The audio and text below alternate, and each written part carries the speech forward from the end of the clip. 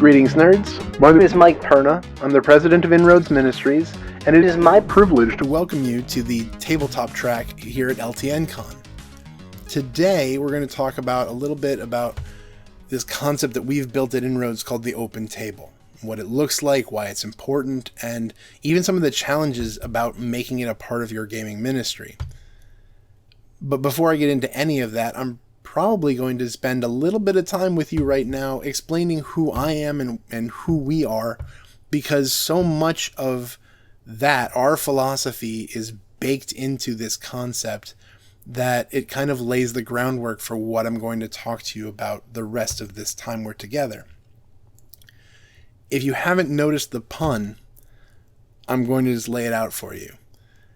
At Inroads, we work with church and community groups to help them use board games, card games, and tabletop role-playing games to help build meaningful, powerful relationships in their communities that demonstrate the love of God across the gaming table.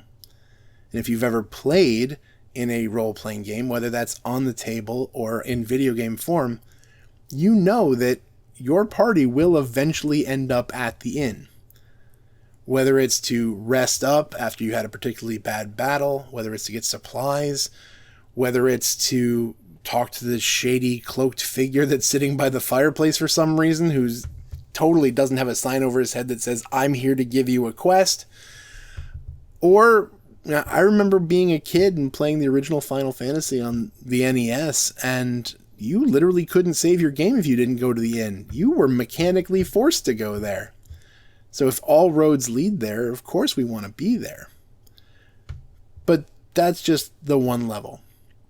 There's another level of this that is birthed out of a quote from a famous pastor, professor, speaker, author. He does a little bit of everything.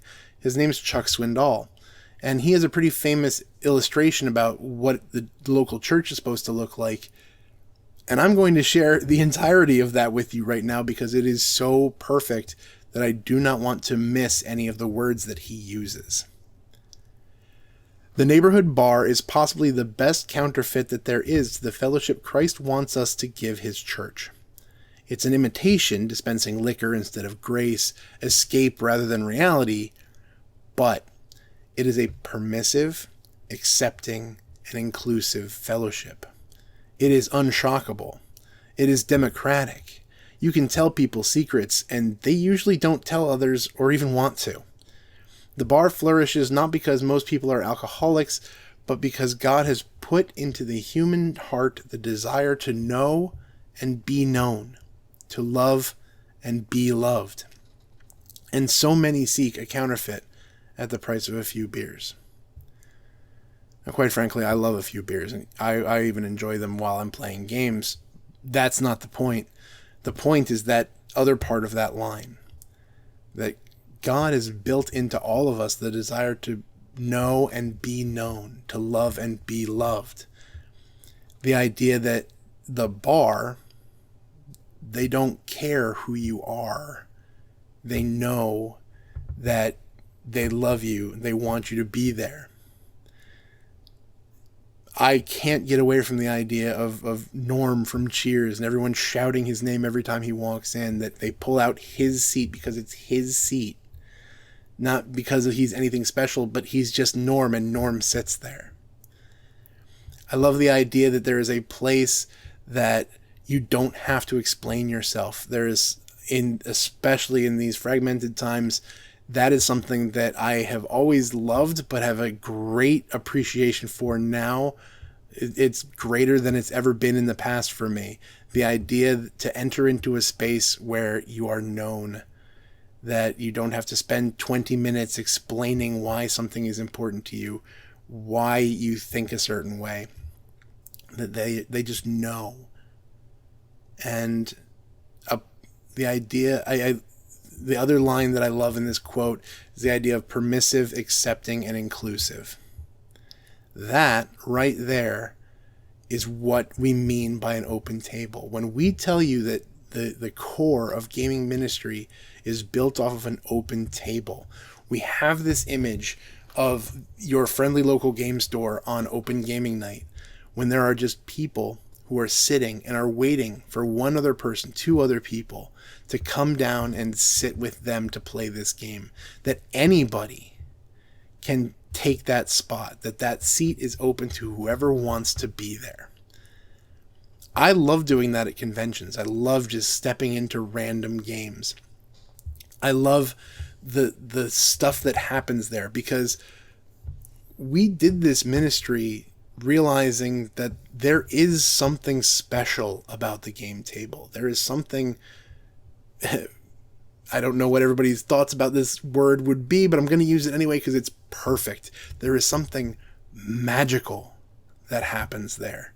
Now, God can do what he wants, where he wants, through whatever means he wants, but for those of us who have been in this space for a while, there is something truly wonderful that he does in this space, because we have seen people who would otherwise never associate with each other spend hours together and have it be a beautiful experience. That is something that you can't manufacture. I wish I could find some way to do that other than just throw people at a table and say, play this game together. If I could do that in some kind of other way that I could market, I would never have to work another day in my life. I have seen it. I've seen it across denominations and Christian churches. I've seen it work with people who are vastly different political views. I've seen it cross economic backgrounds, national backgrounds. I've seen it literally transcend language. There are certain dice games that I can play that literally you don't even need to speak the same language and you can play together. But in order to get to that place, everybody has to know that they are welcome. They have to know that this is a permissive, accepting, and inclusive fellowship, that this is a place where they can be known and they can know us, that this is a place where they are loved as much as they love us. In order to do this, the gaming spaces that we've created to facilitate this idea of an open table, to make sure that everyone feels welcome, is to establish what we coined the term the no preaching rule. And sometimes that I wish I came up with a different name for it, because that idea makes some people uncomfortable. When they hear that, they think, oh, you how can you even call it ministry if you're not willing to talk about God? And that's not what the no preaching rule is. The no preaching rule simply states this: we are not going to preach you a sermon that you, one, were not made aware of before time, or you didn't ask us to give you. See, we talk about God all the time at these things, but it's not with an agenda. It's not to get anything. It's simply because we have a firm belief that if God is important to you, you don't have to manufacture moments where you talk about him. You don't have to create spaces where God's going to get him. We love God, and he's important to us. When we pray for things, we talk about it. When we struggle with things, we talk about it. When we're really angry and frustrated that God isn't answering a prayer, guess what?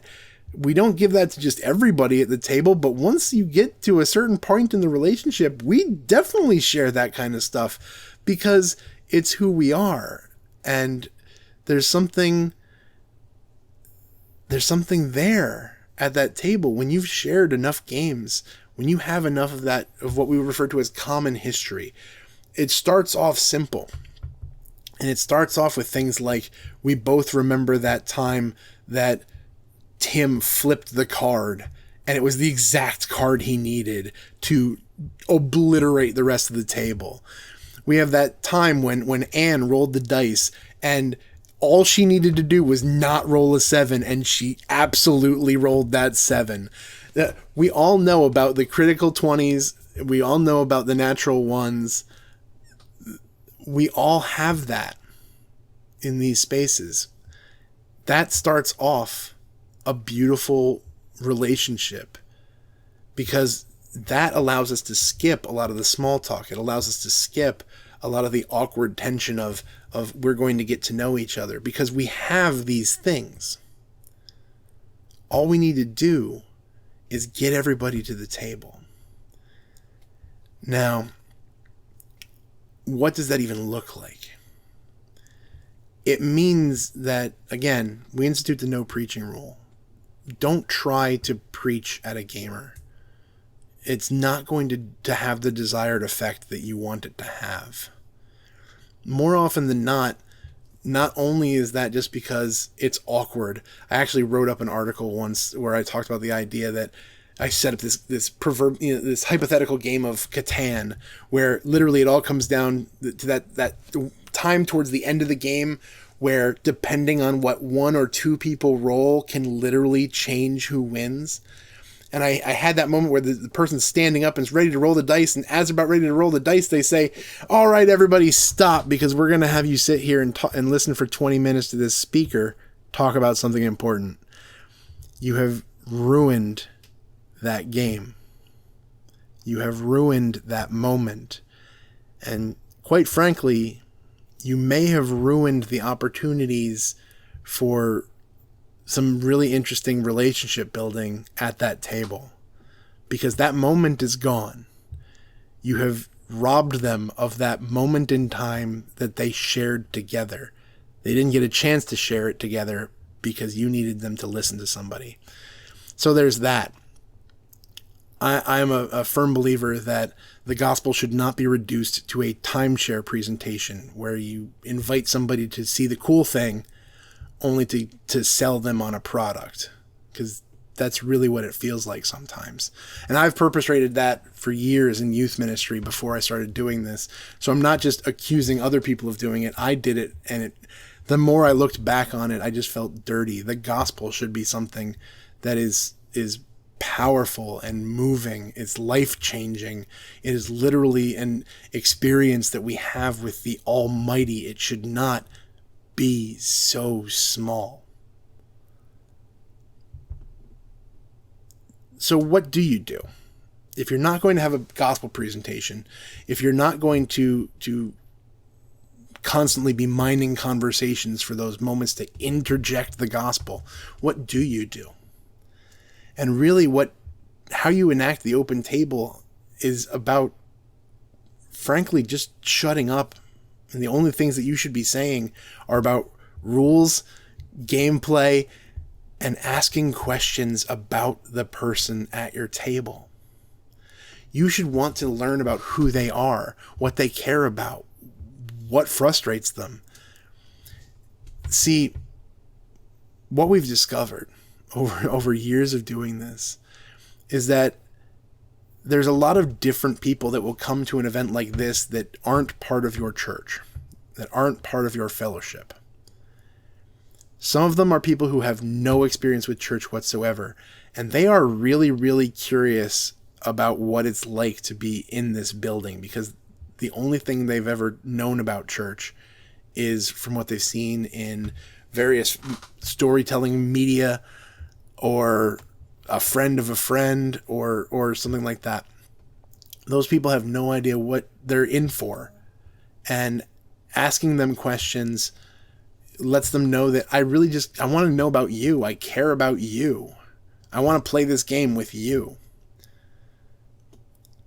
It gives that moment of contact that isn't about getting them into the building. Whether they ever set foot in that church again, you want to have this moment, this first interaction they have with somebody who is identified as church folk, to be a good one. And then another prominent group of people that come to this event that aren't part of your fellowship are people who have been burned by the church.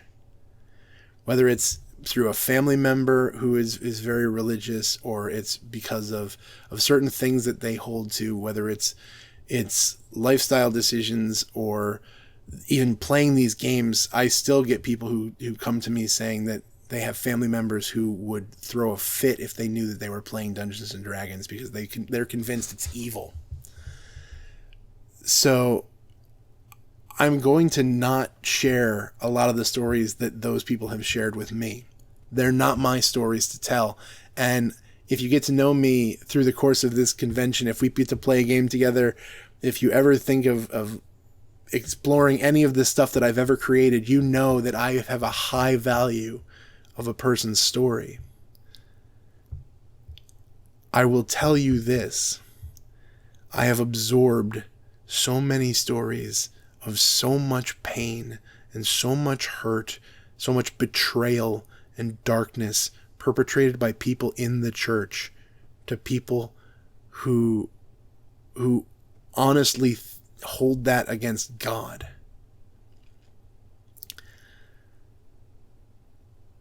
And if there's anything I want to do here, it's make sure that that never happens again to them. At least as far as I can change that. I want them to have a moment of finding out who God is, not my hang-ups. I want them to realize who God is and what he does, how he cares for them.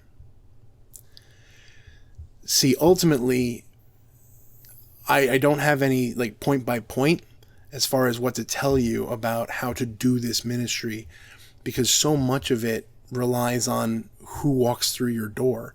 Each one of these people has a different story, a unique story that will need to be addressed in a unique way.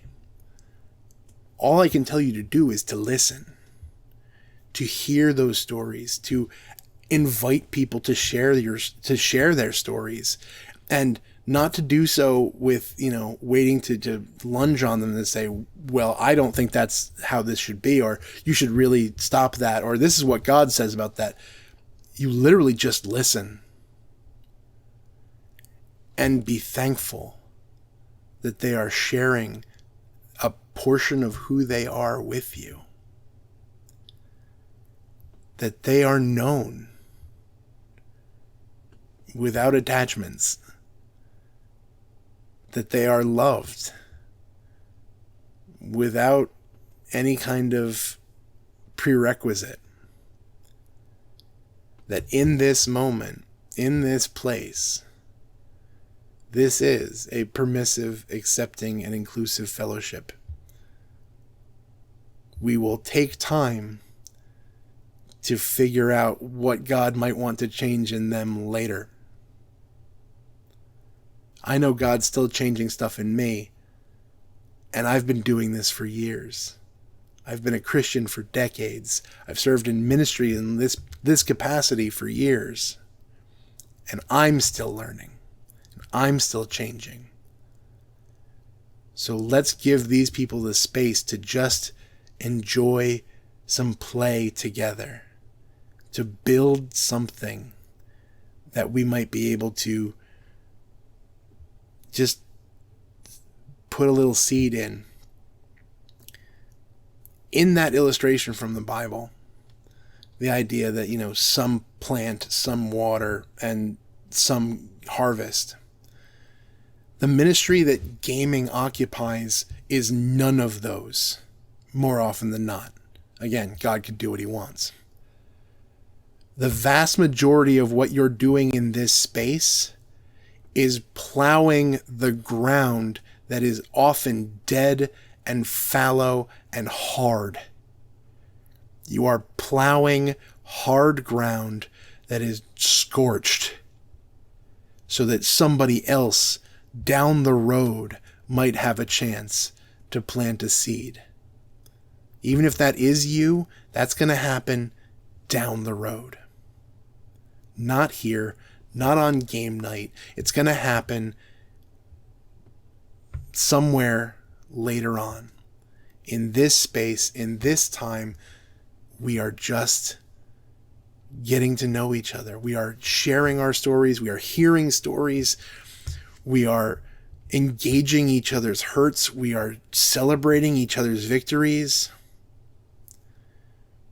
We are together in this space. And that is enough. this concept, this idea of we're not here to talk to you about what is right and wrong about what you think, what is right or wrong about the way you choose to live, what is right or wrong about any of that.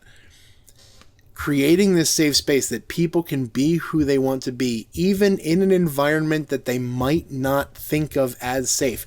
To intentionally create that space where we're not going to talk about that right now unless you want to get into it. And even then, we're going to do it with humility and grace. Creating that space allows people the freedom to share themselves without fear of retribution. They can tell stories that they wouldn't tell in a church otherwise. They can tell stories that they wouldn't tell to anybody who would label themselves as a devout Christian. They will tell stories that they are terrified of telling, even if they themselves share your faith. They might still be a little scared to tell certain things because it could easily get them burned. Giving this place where we are all just there to play and learn and talk and share stories. When that door is open and no expectations are put on it, you will be able to have conversations that you will not have other places. The value is on that person. The value is there regardless of whether they have ticked a certain box or not, whether they have not been or said or thought things that you're against, whether or not they have signed on to be part of your team or not. One of the challenges that I will often give to people is, what happens if a person never comes to faith in Christ? How long do you still stay with them? In this gaming space, you have to realize this is not the time to see thousands of people come to Jesus. This is a time when you see each person that comes through your door as made in the image of God, regardless of what they think, what they do, or what they look like. Creating this space not only lets those people feel valued in a space that they probably think they are not valued in, it also allows people that are in your church the freedom to hear from different people, whether that's people from different faiths entirely, whether it's people who are not of any faith, whether it's people who are from different parts of the Christian family. Because my goodness, if you want to see some really cool stuff happening in the gaming space, open it up to a bunch of people from different churches and watch them all play together until somebody decides they want to have the theological throwdown. But man, I have seen so many people learn so much. I have learned so much from interacting with people from different traditions than my own. And I've been able to see as God has used me to impact others and have used others to impact me to grow my faith, to see faith happen in somebody who otherwise thought that there was not a space for it. I have seen all of that happen because we have taken this moment and set it aside to just hear stories and have fun together. So, what are the challenges? Because there are challenges. I've often told people who, when I say I want to run games as ministry, there's a lot of people who want to sign up for that. And I always remind them, this is the hardest you will work having fun. Because it will demand something of you. It will demand not so many tangible things, but more a part of who you are. And I don't want to make that sound too ominous, but that's what ministry is. Ministry takes a part of who you are and really just takes hold of that and gives it to somebody else. In this space, in an open table that does not demand anything of someone, that wants somebody to be there regardless of who they are, you have to be willing to be in this for the long haul.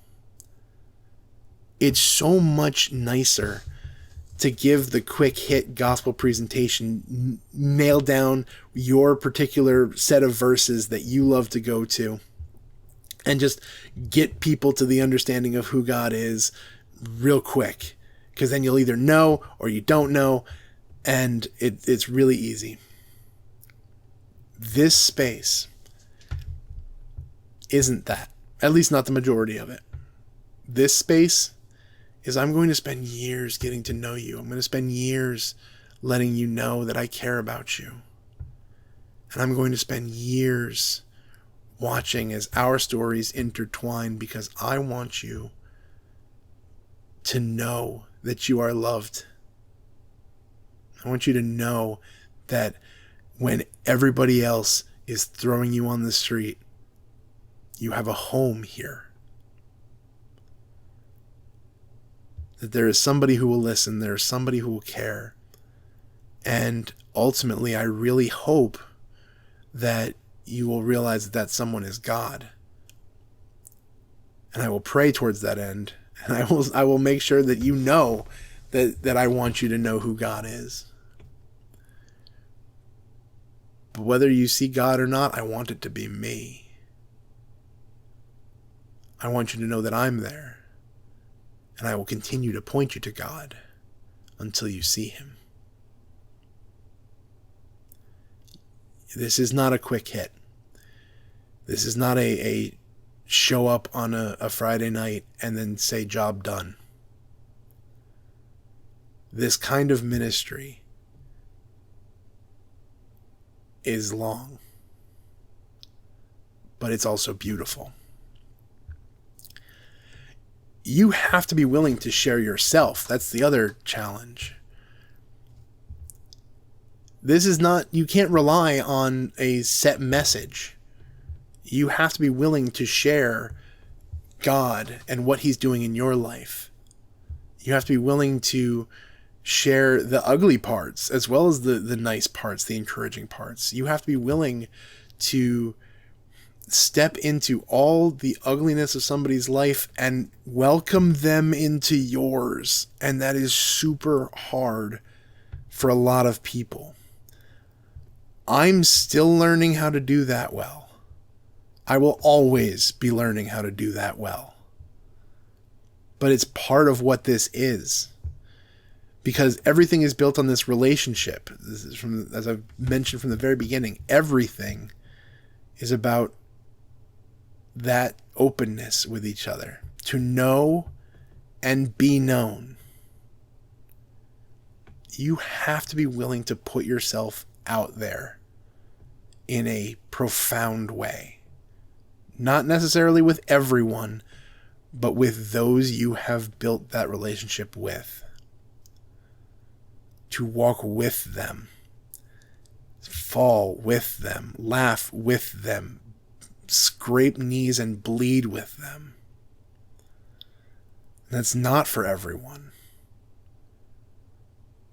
But I will also tell you there has been no more rewarding thing that I have done in my life than to be in that space with somebody else. And lastly, my challenge that I will point out is a profound challenge, and it's why I think this particular aspect of gaming ministry is so crucial. And it's also the hardest part, but it's also the most straightforward. In this type of ministry, above all other types of ministry, For the open table to work, you have to trust that God is doing the work, because you won't be. You cannot rely on your program to get somebody to Jesus. You cannot rely on somebody's teaching ability to get somebody to Jesus. You cannot rely on any of the things that we normally rely on to convince somebody that God is there, to convince somebody that he's worth following. You can't rely on any of it because it's not there. You literally have to just listen and love and care. Your ministry is just that. You are ministering to these people. You are not waiting for your turn to share the gospel. You can claim nothing in their life change.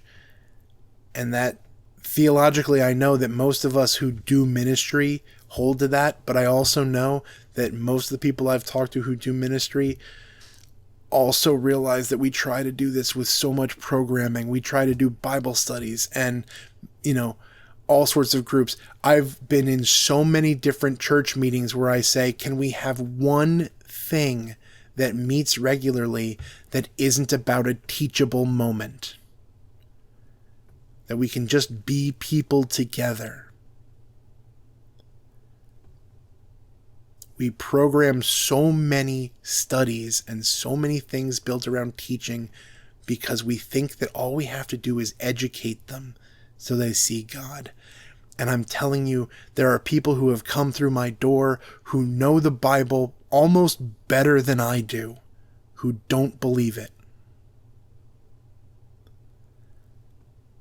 It is not anything that you can do to change them.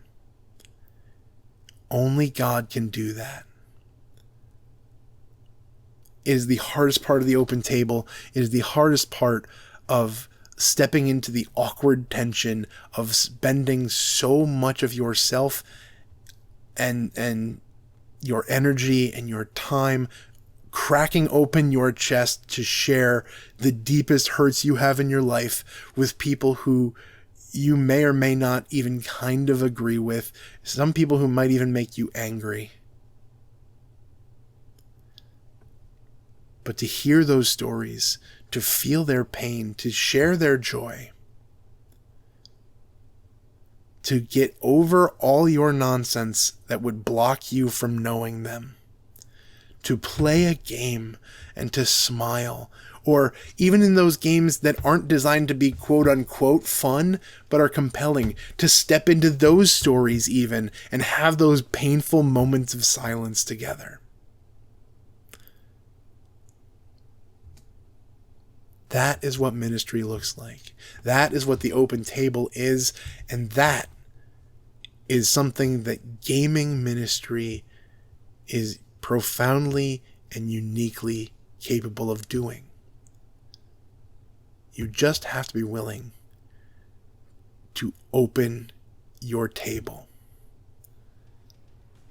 And as long as somebody wants to be there, they need to know. And you need to show them that they have a seat there. There's a lot of more con after this. There's a lot of open tabletop gaming that is happening in this track. I'm going to be back tomorrow to share another little video with you guys, and I hope you come back for that. I hope that this has been meaningful to you, and I will definitely be around to answer questions, interact with you about all this stuff. There are certain things that I won't share publicly in this kind of forum, but if you message me privately, I will tell you more stories. I will tell you more stuff that I can do in that format that I can't in others. And I really hope you have an amazing time. And I will hopefully see you later.